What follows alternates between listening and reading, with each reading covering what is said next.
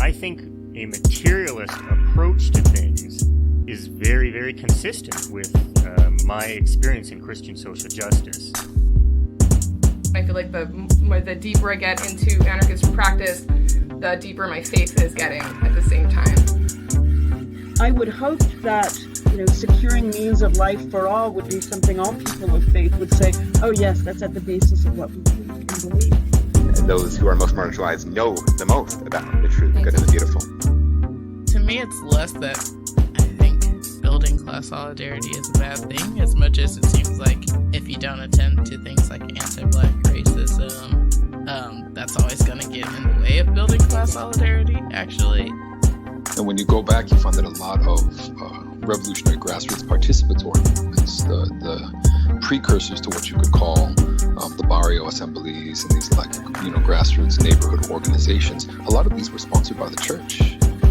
What does it mean to say that the Christian tradition is internally contradictory and there are antagonisms there and you're always being faithful to some aspects and betraying other aspects? Welcome to the Magnificast, a podcast about Christianity and leftist politics. I'm Dean Detloff. And I'm Matt Bernico. And this week on the show, we have a very cool, very fun guest, Stephen Henighan, a professor of Spanish and Hispanic Studies at the University of Guelph, here to talk about his extremely cool book called Sandino's Nation, which is about Ernesto Cardenal, everybody's favorite patron saint of this podcast, and Sergio Ramirez, another politician and writer from Nicaragua. Yeah, it's such a cool book. I think it gives, I mean, on this podcast, you only ever hear, I think, our version of the story of Cardenal. And we're not wrong, I think, but there is a lot more context. There's a lot more intrigue and a lot more controversy, I guess, than you would have guessed. It's a really cool book, though, about Cardenal and also about Sergio Ramirez. And it's also a very interesting way to think about the building of a nation sort of post-revolution through writing. So listen, if you love the power of the written word, then this one's for you, I guess. It's a really cool book, though, so you're gonna dig it for sure. All right, let's go to the interview.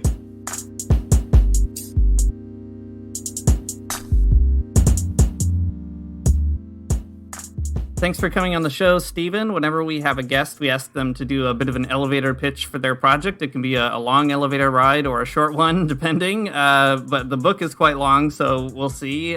Tell us a little bit about this book, Sandino's Nation. What's it about? What were you trying to do in the book? And maybe what led you to write it?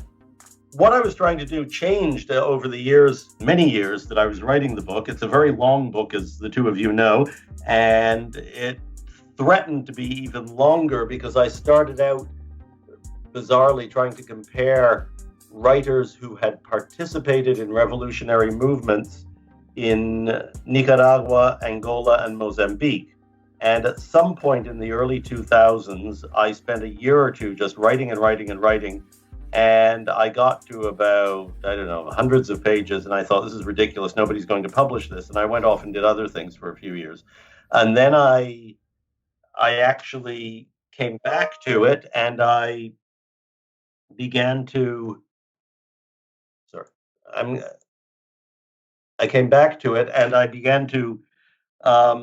look at it just as Nicaragua and just as Cardenal and Ramirez. And the more I worked on it, the more that binary, not quite opposition, but complementarity seemed to function as a way of understanding relationships between literature and nation, and between social change in literature, and yes, also to some extent between faith-based communities and literature and nation.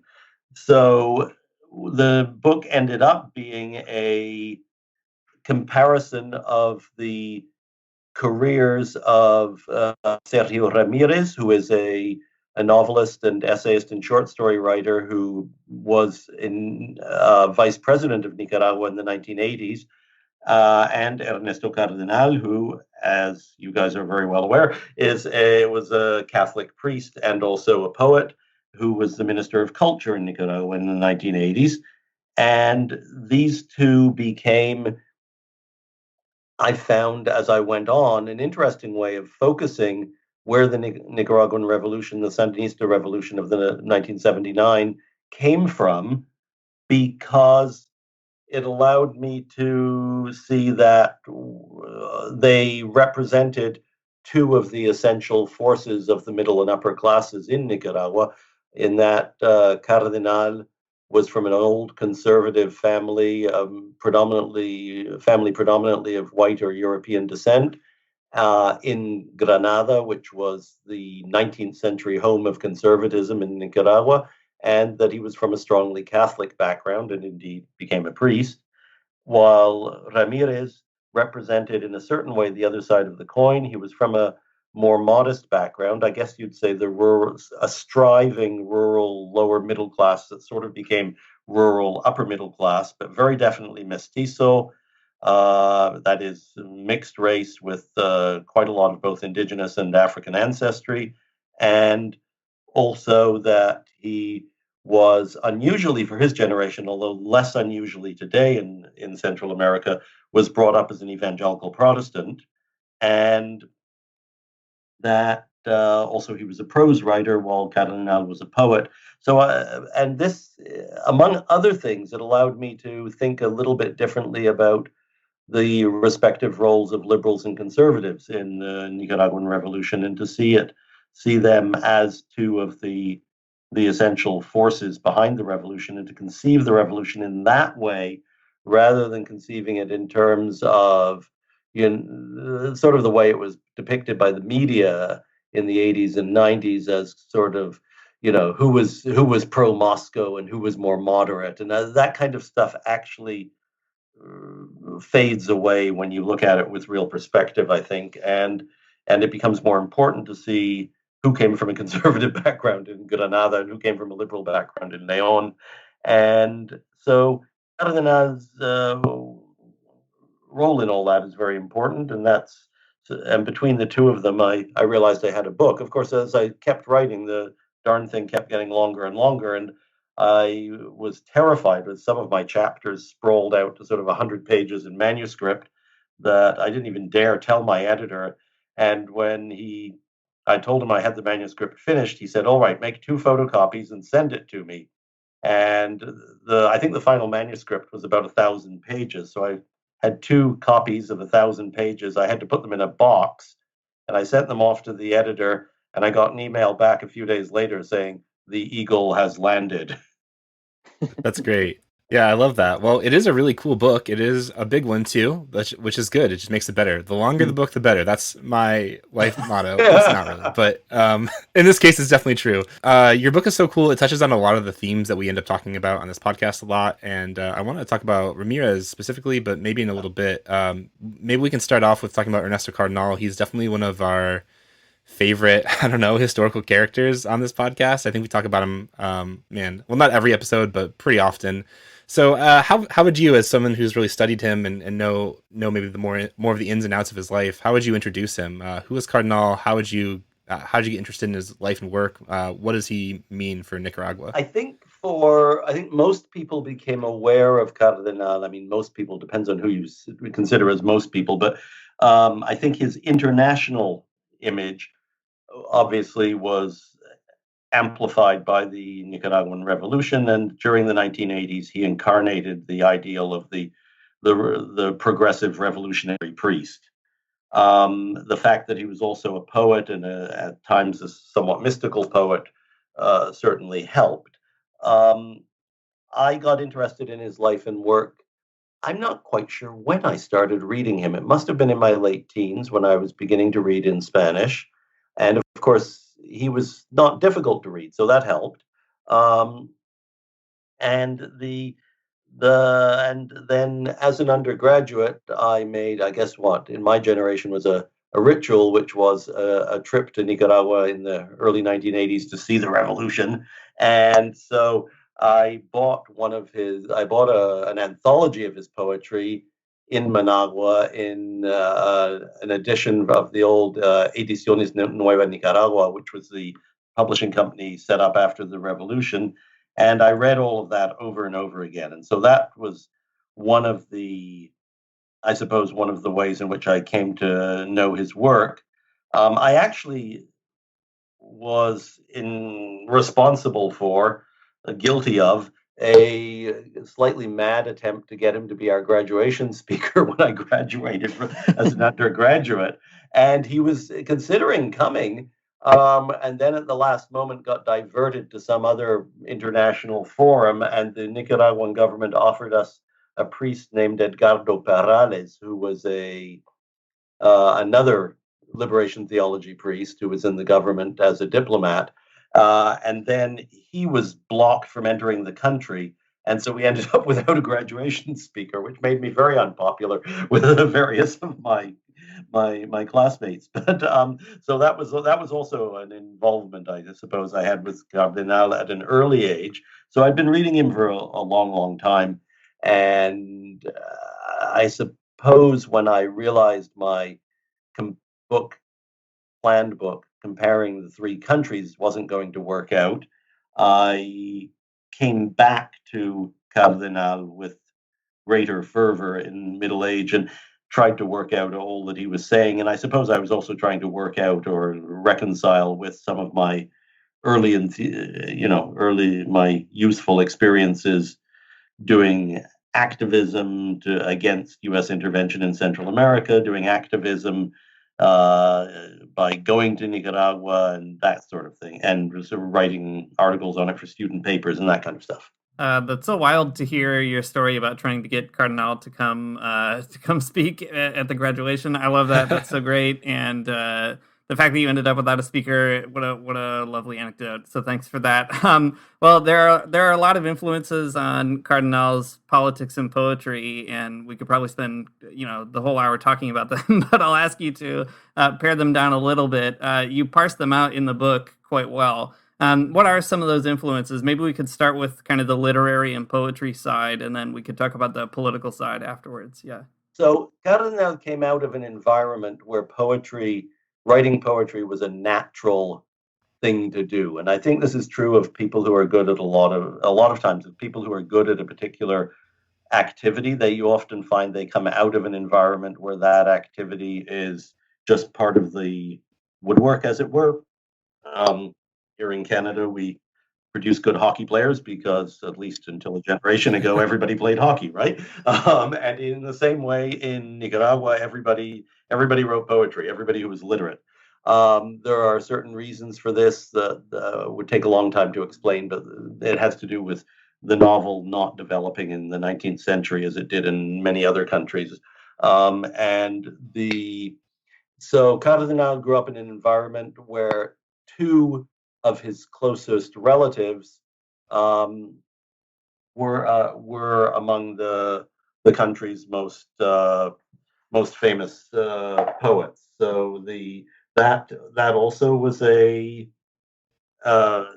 they were both sort of mentors to him. They were both about 10 or 12 years older than him, and they introduced him to a rather formalistic version of poetry, and they also came out of this conservative Catholic culture in Granada, which, however, was a bit different from conservative Catholic culture in, say, Colombia or in Peru, in the sense that the Catholics had become the anti-Americans in Nicaragua in the 19th century for reasons related partly to an invasion of Nicaragua by a southern filibuster named William Walker, but also for other reasons, and related to the Somoza dictatorship and its importation of a kind of Americanized materialism, and the fact that Somoza belonged to the Liberal Party. So you had a culture that was Catholic, socially conservative, yet anti-American, which made it quite unusual in Latin America, where those things didn't necessarily all cluster together. And at the same time, it was a culture where everybody wrote poetry. So his early influences were definitely José Coronel Ortecho and Pablo Antonio Cuadra, who were the two relatives I mentioned earlier, who were 10 or 15 years older than him. And then later he became under their influence, he became very interested in American poets such as Walt Whitman, and particularly Ezra Pound, and the exteriorism of Ezra Pound, that is a great focus on concrete objects in poetry. He read a bit of Pablo Neruda in youth, but he was a very ethereal, mystical sort of fellow. And Pablo Neruda was a bit too carnal and a bit too obsessed with women for him. And it's very interesting if you look at his statements in the 1980s when he was Minister of Culture. Every time he's interviewed in Latin America, he only mentions Neruda as an influence. And that, of course, is because if you're part of a revolution that's being attacked by Ronald Reagan, you can't exactly say that a conservative American like Ezra Pound is your greatest influence. Although he sometimes did say it, even in the 1980s, if he went to the States and was interviewed by NPR or somebody like that. That's really interesting. I mean, it sounds like a lot of the broader politics of the situation kind of were merged in with the poetic influences as well. Are there any other explicit political influences for Cardinal during this time? Political influences are complicated because he was part of a class that was oppressed by a liberal dictatorship. And he was born in 1925, and from 1926 to 1934, Nicaragua was occupied by the US Marines. And the primary opposition came from the guerrilla Augusto Cesar Sandino, who became the inspiration for the Sandinistas. But at a sort of civil society level, the opposition was from the Catholic elite of Granada. So what ended up happening was that, in fact, a lot of these people became very anti-liberal and anti-democratic, because to them it was democratic America that had invaded them, so therefore it must be bad. And it was trying to displace their culture with a materialistic Protestant culture, so therefore it was their enemy. And the result was that in the 1930s, say when Cardenal was an adolescent, an early teenager, in his school, he and a lot of his classmates were big supporters of people like Mussolini and Franco, General Francisco Franco in Spain, in other words, fascists. And that continued into his early 20s. And even when it's funny because he's seen as a great ally of Fidel Castro in Cuba, but when Castro's revolution took place in 1959, Cardenal kept his distance and was not very interested in it.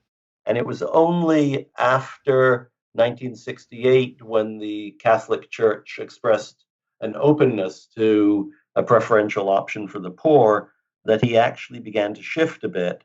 And in 1970, he makes his climactic visit to Cuba and is converted. But it took a very long time for him to get from being an upper-class Catholic anti-American student who saw people like Mussolini and Franco as his allies in his even in his late teens, to being the bearded, beret-wearing, long-haired ally of Fidel Castro in the 70s and 80s. That's so interesting. The Cuba trip is always a fascinating piece of Cardenal's life. I think it's also interesting that Cardenal is one of the older players, I guess, in the Nicaraguan Revolution. As you say, he takes a while to sort of come around. Could you maybe talk a little bit more about some of that too? So he goes to Cuba, he has this conversion experience. What's that like for Cardenal, and how does he become a sort of radical socialist Democrat throughout the 70s and into the 80s when he's actually in government? In 1966, Cardenal and some of his decided to found that the only way to have freedom within the Catholic Church and to create values that were non-materialistic was to escape from material society and also to escape from the dictatorship, which was all pervasive. And what was it Somoza used to say? Nicaragua es mi finca. Nicaragua is my farm. He owned everything, right? So you had to get a long way away to escape him. So Cardenal, with money from some of his upper class cousins and friends, who were usually the same people,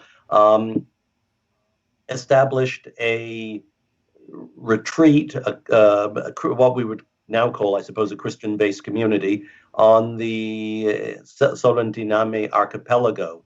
Now, Lake Nicaragua is the largest lake in Central America, and it goes all the way down from Granada, the north end, down to the Costa Rican border at the south end. And the Solantinami archipelago is in the most isolated eastern corner of the lake, which takes about 15 hours to cross by boat. And in those days, it was really difficult to get there. Even now, it's not that easy. But for example, they just put in a road from eastern Nicaragua in, I think, 2011 or 2012. So in the 1960s, it was a very remote place. And he went there and he created this Christian-based community, which consisted of studying the Gospels, attracting disciples to study the Gospels with him, creating a school for the totally illiterate peasants who lived on the island, the main island he lived on, and then some of the smaller islands around, and also beginning to develop a handicraft culture. For him, it was his poetry, but he also began to paint, and they developed a school of naive landscape painting with bright colors, which the peasants began to adopt. And that became the basis of what's now, an important part of Nicaragua's tourist industry. You go into any market in the country, and they're selling Solantinami style paintings. So the experience of the 11 or 12 years he was on this island from 1966 to about 1970s, October 1977, is a crucial one. And he really develops his literary aesthetic and his personal approach to life of an engaged Catholicism, of working with the peasants, and also actually some of the handicraft ideas that he would bring to bear as Minister of Culture in Nicaragua from 1979 to 1988 are also developed in the Solantinami archipelago. By the time he decided to make the trip to Cuba in 1970, in fact, he was probably lagging a little bit behind some other progressive Christians in Nicaragua, in the sense that as a result of the Medellin conference in 1968, where the preferential option for the poor had been brokered, there were other Christian-based communities, for example, in some of the poorer areas of Managua, that were ideologically already quite far ahead of him. And there was a meeting, I think in 1969, of progressive Christians in Nicaragua. And I think it may have been a bit of a surprise to Cardenal to see how far some of these people had already gone, how far they had traveled from, I suppose, what you would call orthodoxy. And so I think that probably helped to spur his trip to Cuba, to realize that in fact, socialism was going to be part of this preferential option for the poor, and that he needed to see it. Also, it helped that he was invited to Cuba by Cintio Vintier, who was a very important writer in the world of Catholic intellectualism in Latin America, and who would write Cardenal letters saying things like, there's no problem living as a Catholic under a communist government, which was something that was, of course, initially completely contrary to his ideas. The other influence, actually, to bring in the American angle, is Thomas Merton, with whom he studied, and Merton encouraged him to interest himself more in indigenous peoples. And that was an important step too, because Cardenal then wrote poems about indigenous peoples, mainly in places like Peru and Panama. But he probably brought that subject into the forefront of Latin American literature at a time when it really wasn't being discussed a whole lot. I mean, there were a couple of people like Jose Maria Arguedas, the Peruvian writer who was brought up in a Quechua-speaking community. But that was a very progressive side of his work, and that eventually connected in certain ways with Cuba and with socialism and with the preferential option for the poor. That's super fascinating to hear you talk about his development like that. That's a really, it's a great picture. I mean, I think it's definitely helped me fill in some gaps too, just kind of thinking through it. Well, this is fast forwarding a little bit past some of those things, but something in your book that is quite interesting to us is that there's this particular type of nationalism that's present in the Sandinista revolution. Nationalism is a very complicated idea, especially on the left, and also within Christianity, as we've seen over the last year, I guess. How would you describe, though, that national project of the Sandinistas, and how did Cardenal contribute to shaping the Nicaraguan identity?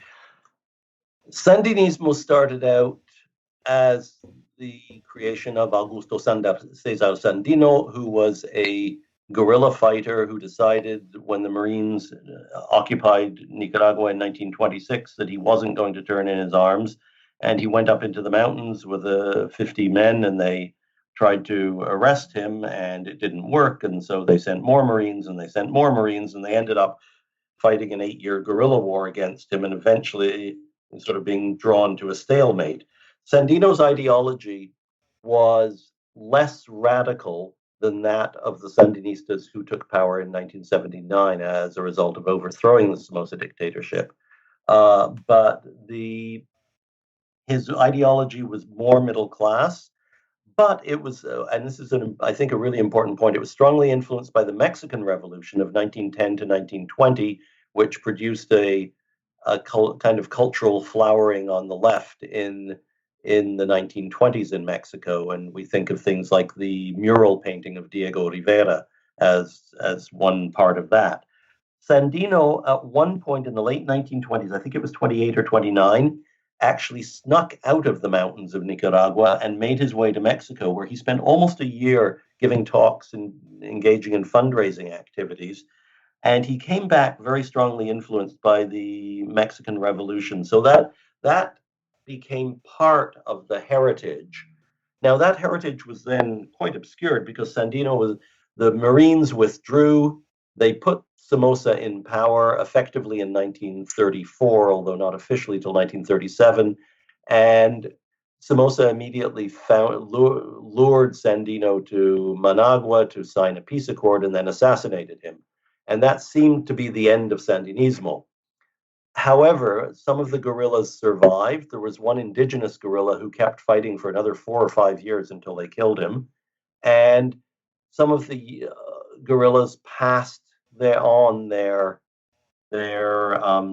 knowledge, as it were, of Sandinismo, their Sandinista heritage to their children.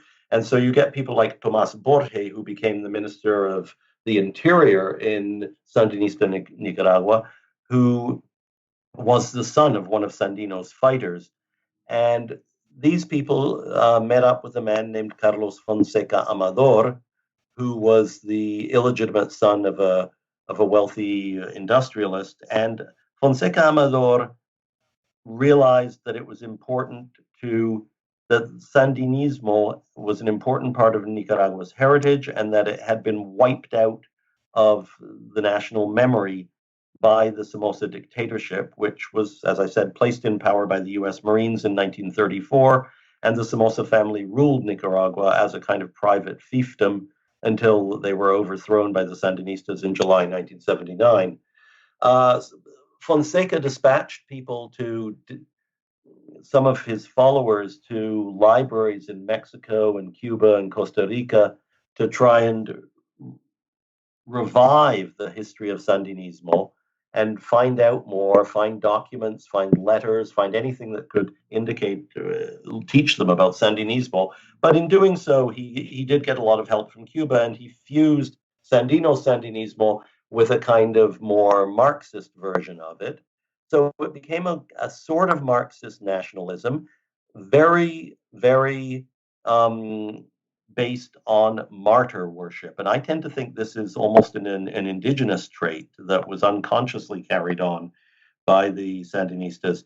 The great martyr of Sandinismo is, of course, Sandino himself, who is lured to Managua thinking he's going to sign a peace deal and then gets assassinated. And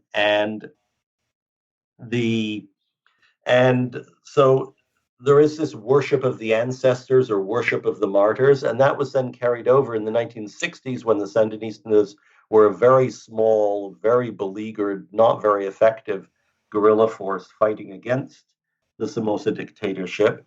the important members of their group were constantly being killed in battle, and so remembering the martyrs, worshiping the martyrs, became another element of Sandinismo that fused with nationalism, with an increasingly Marxist tilt to the nationalism.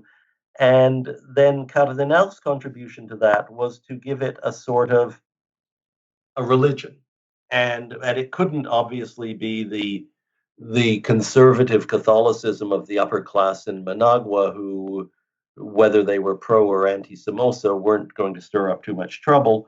So it became his reformulation of liberation theology, or his expansion of liberation theology during his years in the Solantinami Islands, became the religious strand of Sandinismo and fused with the other aspects of anti-imperialist nationalism, martyr worship, and an increasingly acute class analysis.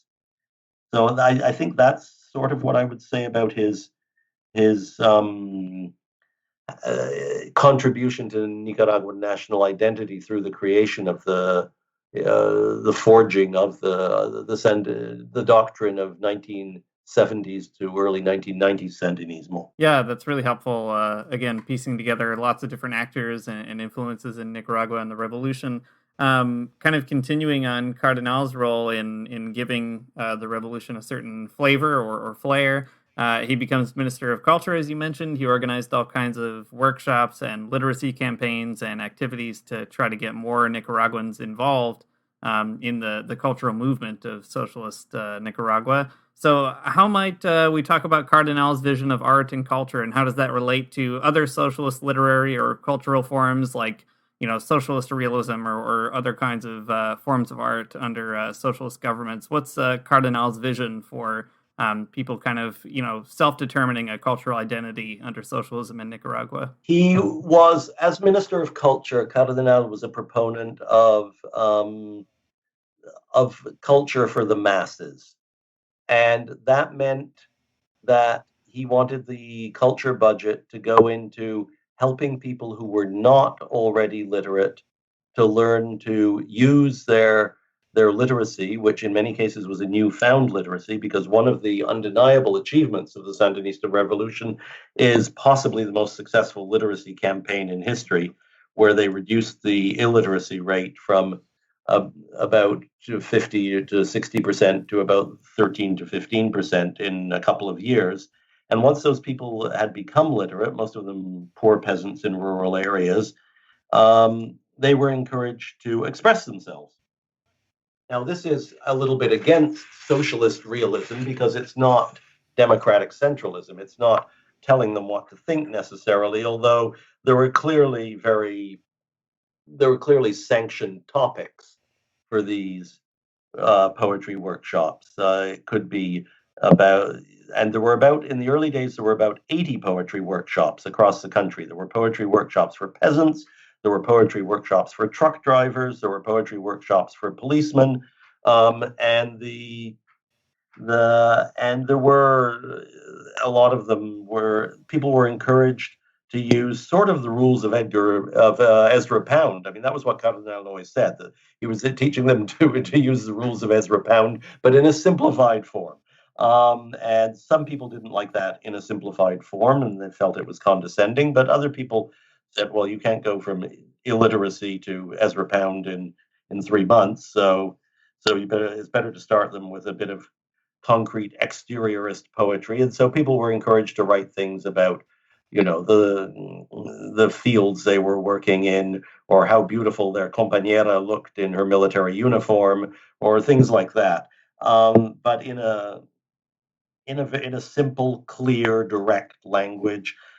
He deterred rhyming poetry, and so on. Now, this vision came into conflict with the vision of the professional writers in Nicaragua, who were led by Rosario Murillo, the then and current life partner of Daniel Ortega, who was definitely a proponent of a more high literature and ran the Sandinista literary magazine. And these two visions came into conflict. Cardenal, unfortunately, was not well placed to defend his vision because he had become such a media star by the 1980s that really he was one of the Sandinistas' most potent weapons against the military attacks launched against Nicaragua by the administration of Ronald Reagan. And so they had him constantly touring the world and giving talks in Europe and in the United States and in Japan and everywhere else you could think of. And so he estimates that about half of his time in the first 4 or 5 years he was Minister of Culture, he was out of the country, which meant that the burden of defending his policies fell on his deputies, who tended to then get attacked by Rosario Murillo, who had a bit of an advantage in attacking them because she was the life partner of Daniel Ortega, who was effectively the country's leader even before he became officially president. Something else that Cardenal did as Minister of Culture, as I mentioned, he brought the naive painting into greater distribution, and he also found places in northern Nicaragua where there were still indigenous artisans practicing various types of sculpting and other sorts of art, and he brought them to the cities, particularly to places like Masaya, which is a small city with a fairly large indigenous population or assimilated indigenous population.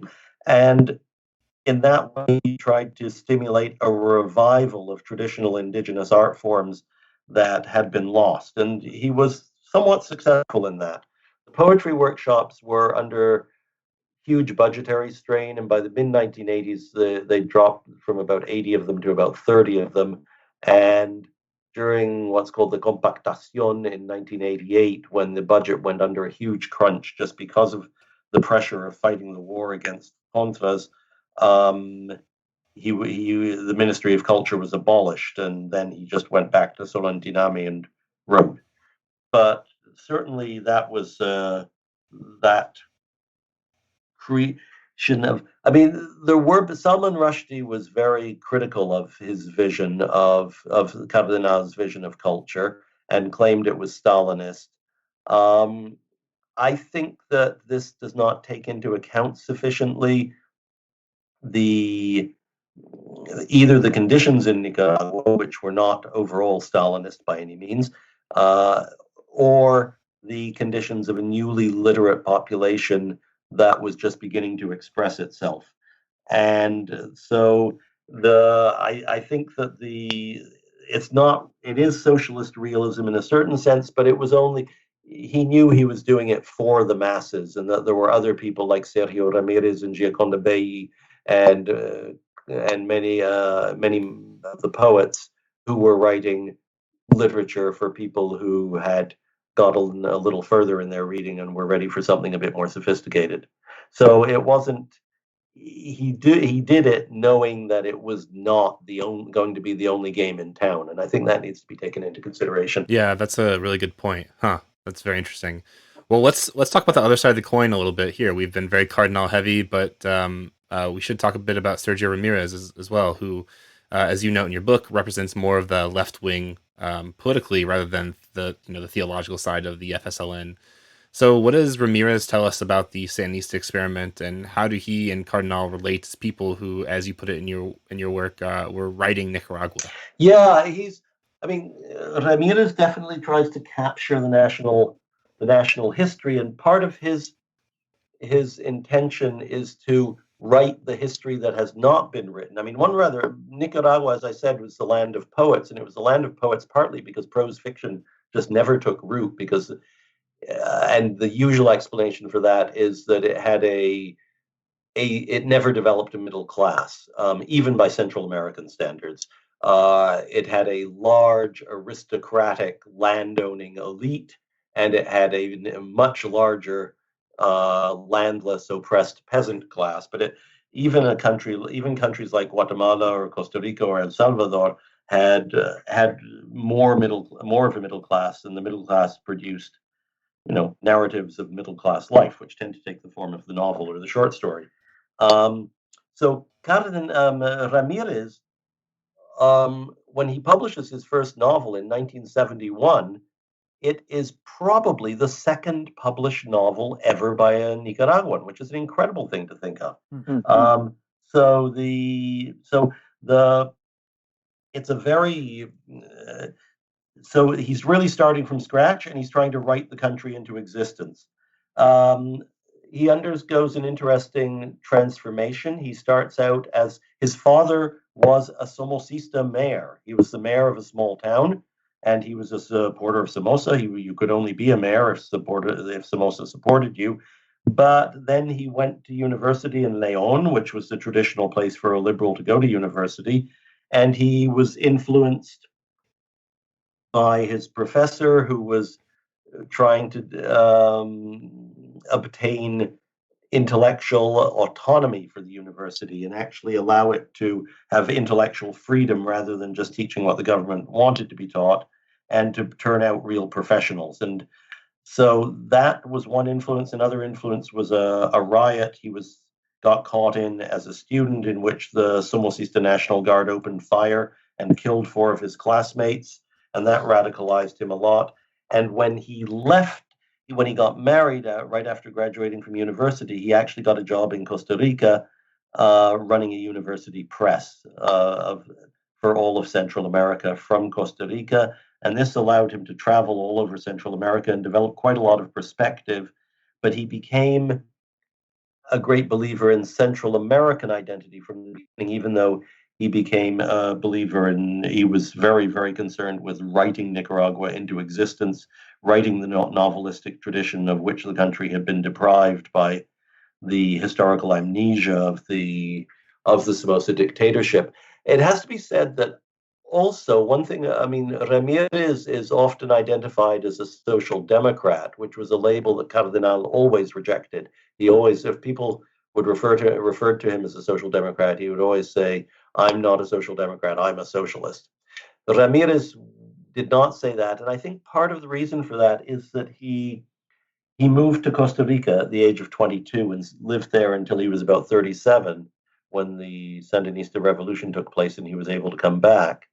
And so he spent, 15 years living in a kind of liberal democratic society, and he had a vision that it wasn't a choice between dictatorship of the strongman or dictatorship of the proletariat. He saw a kind of center left option in there, a more sort of Swedish socialism, if you will, and that's where there's a kind of discrepancy between them.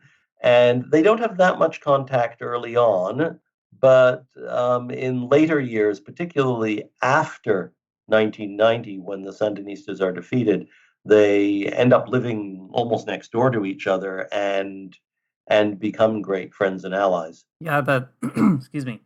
That's a great way to bring Ramirez in a little bit here. Really fascinating to hear a little bit more about that lack of prose writing in Nicaragua or novel writing.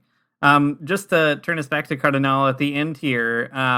So Cardenal died last year on March 1st.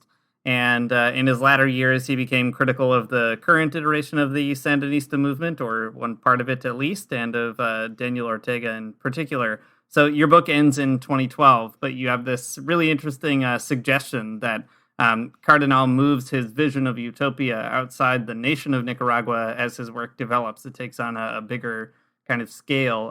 So we've talked on the show a little bit about the complex environment in Nicaragua already. We don't expect you to give us your hot take on it or have a stance on it or anything, but could you tell us a little bit about Cardenal's shifting role in the national myth of Nicaragua? Everything changed after the protests in 2018, and I haven't been there since that happened, so I don't feel comfortable giving a point of view on that.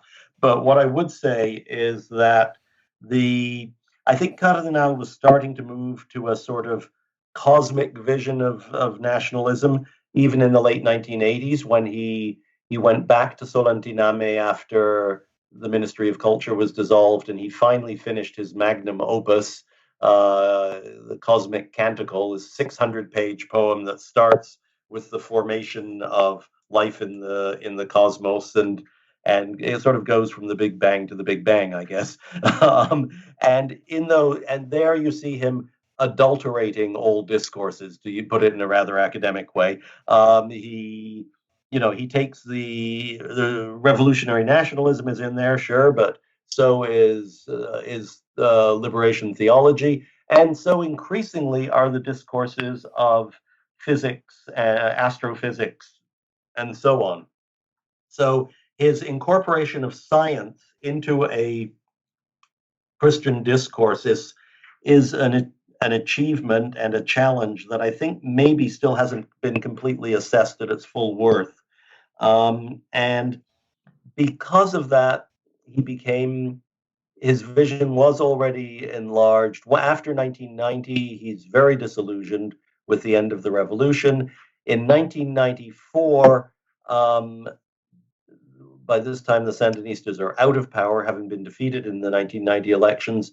In 1994, they discontinue the celebration, which was an annual celebration of the Martyrs of Solantinami. That is, the young men who were his proteges in his Christian-based community in Solantinami, and who were murdered by the National Guard of the Somoza dictatorship.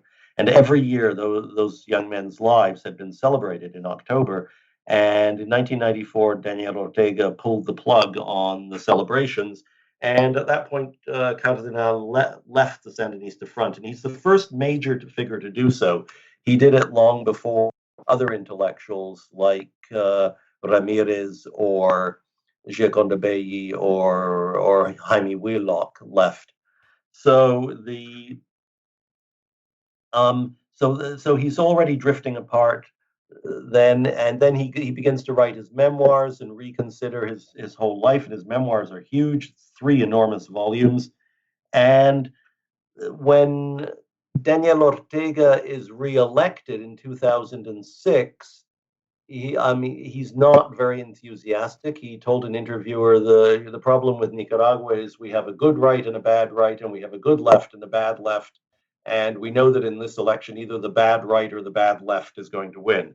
And for him, the bad left was Ortega. The good left was the Sandinista renovation movement or Sandinista renewal movement, which was initially founded by Sergio Ramirez. And this is when they became political allies in the 1990s, when they tried to bring Sandinismo back to a more, as they saw it, a less dogmatic populist movement.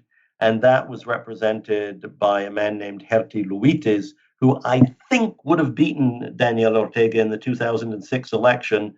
But very sadly, it was a very interesting case of a Jewish Sandinista, a very interesting man and very smart man. And he unfortunately died of a heart attack in the middle of the election campaign. And I think all of Nicaragua's history over the last 15 years would be very different if he had won that election.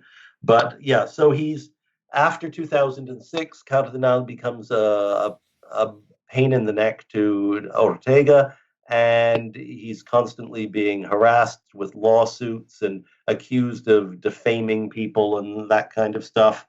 And they freeze his bank accounts. And people who had been his ideological foes in the 1980s, like Mario Vargas Llosa, the Peruvian novelist who is often identified with the free market right, actually ended up writing letters of support and denouncing Ortega's attacks on Cardenal. I spoke to Cardenal in about 2006, and what really struck me was the extent to which he blamed Rosario Murillo, Daniel Ortega's spouse, and of course Cardenal's adversary for control of cultural policy way back in the 1980s. He really blamed her for diluting the Sandinista movement, for changing the colors of the Sandinista flag, for taking the line, we fight against the Yankee, the enemy of humanity, out of the Sandinista anthem, which was, of course, a great loss, and for allying Daniel Ortega with unsavory people like Hugo Chavez. And it's very interesting to see that the Cubans had a horrendous internal debate, one of the few internal debates I've seen really surface in Cuba, over whether they should support Cardenal or support Daniel Ortega when Ortega began attacking Cardenal after 2008. And Fidel himself settled it by pointing to Cardenal's self-abnegation and anti-materialism, and saying, obviously, someone who is so uncaring of material comforts is the person who any true socialist should support. And this actually took some of the Cuban cultural and ideological elite by surprise, because they'd been figuring their job was to support Ortega now that he was back in power in Nicaragua. So, yes, in later years, his role is more that of a gadfly, and his vision of humanity it becomes increasingly mystical, not only transcontinental but even transgalactic, I would say. And I think it produces some really interesting poems. At the same time, there's a consciousness of Nicaragua as inevitably under globalization, a kind of consciousness of Nicaragua's place in the world now as a sort of subordinate of the Mexican NAFTA, Mexico's insertion into NAFTA. So and there's no way to escape that in a way. And of course, his funeral was hugely controversial, with Ortega thugs bursting in on it, and people like Gioconda Belli and Sergio Ramirez having to grab the coffin and prevent it from being pushed off the table and things like that. So it was, he remained a controversial political figure right to the end. Yeah, it's fascinating. Yeah, super fascinating. Well, I was just going to ask, can I come into the close of the conversation here? Cardenal is such an interesting figure, and folks who listen to our podcast are often asking, what should they read by him and why? And so I wonder, what would you say? Someone who's just kind of interested in the topic, where would you suggest they go first? And then maybe after that, you could tell us what your favorite book of Cardenal is. Okay, my favorite is probably the one you should start with, I think, which is 0 Hour, because it's one of the most accessible. It's a long poem. It's often published in English as 0 Hour and Other Poems. I think New Directions Books in New York did an English version with translation by Ferlinghetti, or at least a prologue by Lawrence Ferlinghetti, who was another friend of Cardenal's.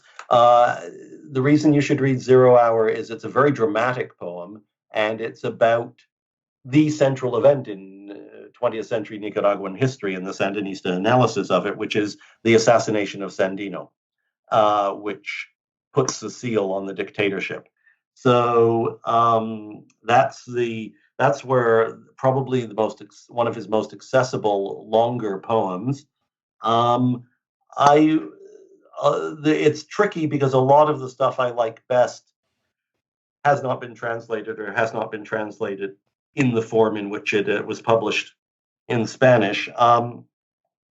The memoirs are complicated because it's 3 long volumes, but in Spanish he actually has separated one of those volumes into 2 volumes. And so as a result of that, there's a very short one called The Years in Granada, which is an account of his school days in Granada. And it's only about 180 pages. And that I find actually really charming and quite enlightening about the upper class Catholic culture he was brought up in, and its ideas of nation and its ideas of marriage and that sort of thing. Obviously, if you keep reading Cardenal, you have to get to Cosmic Canticle, and there is a good English translation of that. And it's 600 pages, but you don't need to read it all from beginning to end. You can dip into it almost anywhere and get caught up in some sort of interesting discussion of the cosmos, or physics, or deity, or nationalism, or martyrdom, or self-sacrifice, or any of these topics. But yeah, I'd say the New Directions, 0 Hour, and Other Poems is probably the place to start in English, and then if you're feeling brave, move on to Cosmic Canticle, and there's not much. Abide in Love, since your audience is largely Christians. Abide in Love, his early book of theology, which is about the idea of love, is probably a good place to start. There's also a very late book of theology which didn't quite make it into my book because He had published a couple of the individual essays, but he hadn't put the whole book together at the time I finished writing my book. And I don't think that's out in English yet, but that will also be of interest to probably some of your listeners when it does come out in English. And I don't remember the title right now, unfortunately. Well, we'll be on the lookout. Well, thanks so much, Stephen. This has been really enlightening and fun, and great to hear your stories and your thoughts on Cardenal Ramirez and more. I know you have a lot of other things going, other projects for people who are interested in seeing more of your work. Is there anything at the end here that you'd like to plug or direct people toward? Where else can they find your scholarship and whatever else? If you're interested in Nicaragua, then Sandino's Nation is an important thing to look at, I think, and it's certainly the result of a lot of effort and long immersion in the subject matter. Anything I'd like to plug, I've got a new novel out, just came out last month, and it's called The World of After. So look that up. And I have a website, www.stephenhenighan.com. Great. Thanks so much. Check it out. Sandino's Nation. Great book. Thanks again, Stephen. And we look forward to seeing what's next. Thanks for listening to the Magnificast. If you like what you heard, you can definitely pick up a copy of Sandino's Nation. It is big. It's a lot of words, but boy, are they all worth reading for sure. It's really good. You can find us on Patreon and support us there at patreon.com/the Magnificast. We have a Redbubble shop if you want a sticker. You can go to redbubble.com and find the Magnificast there. Our music is by Amoria Armstrong, and our outro is by the Illogical Spoon. We'll see you next week.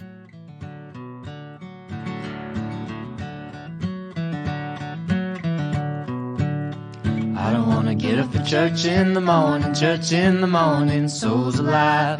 Heaven come to earth and there won't be no church. We'll meet down by the riverside.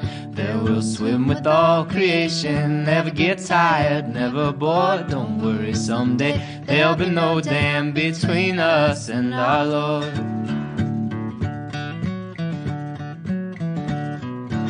Jackson, keep your hoods up. Keep your hoods up and you stay up late. In Jackson, you keep your hoods up. Well, you keep your hoods up and you stay up late. Oh, don't mind a cold night, but we might mind if you leave too soon. So come on now, it's still early.